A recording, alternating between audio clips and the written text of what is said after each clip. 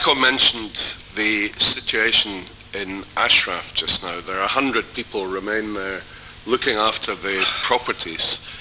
Properties, as Alejo said, built up over 25 years. The fixed properties, remembering that this was virtually a city built over 25 years, we estimate could be worth around 500 million euros.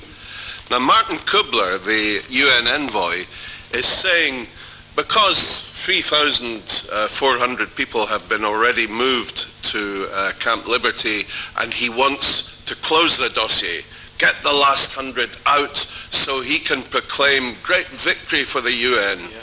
You know, we have closed Liberty, we have done the bidding of Nouri al-Maliki, who is a puppet, as we know, of the mullahs in Tehran.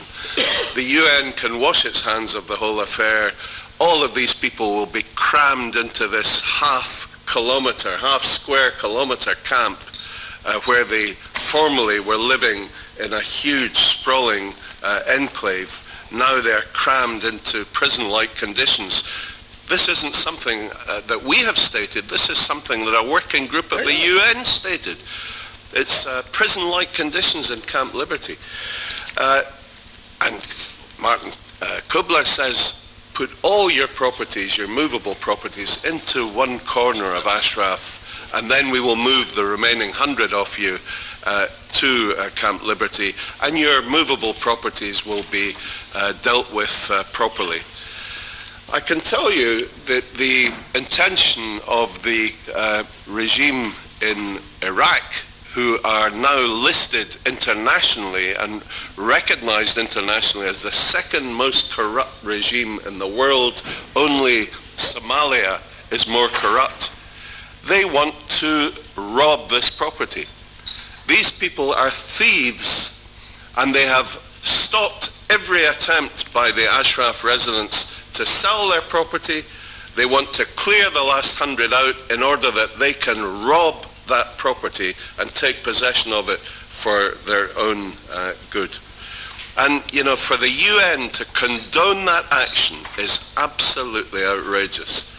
Martin Kubler should not condone in any way the moving of the last 100 people who are the last protection that that property has until we can ensure that it is properly sold in a fair way.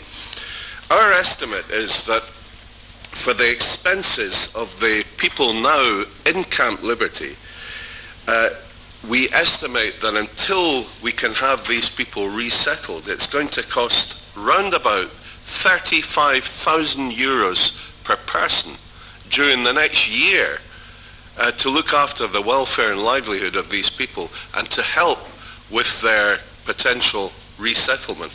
Well, I don't see the UN rushing forward with a pot of gold saying, we will pay for this. Where are these people supposed to find the money? From the fair sale of their own property and belongings. And that fair sale is being denied them. That right is being denied by the UN envoy Martin Kubler. And I think that is an absolute disgrace.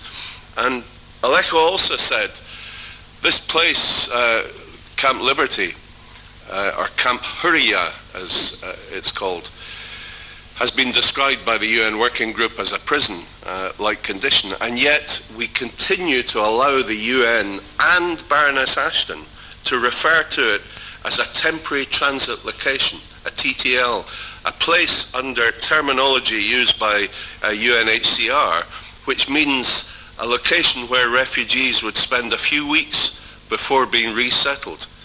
We already have had people in there for almost a year, and there is no likelihood of any movement very soon.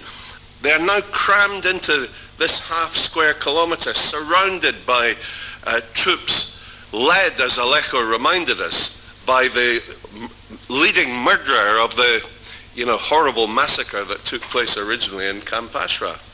These people are in real danger, critical danger.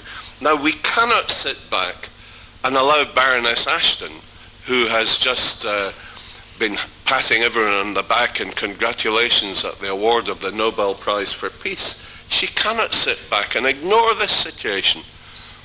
Camp Liberty must be redesignated as a refugee camp. It cannot go on being called a TTL. And once redesignated, it gives protected status completely to the people that are trapped within it. The residents of Ashraf must be able to sell their properties to raise funds they need to meet their day-to-day living costs. And we must not stand back and watch the blatant theft of these properties by the Iraqi government and their Iranian agents.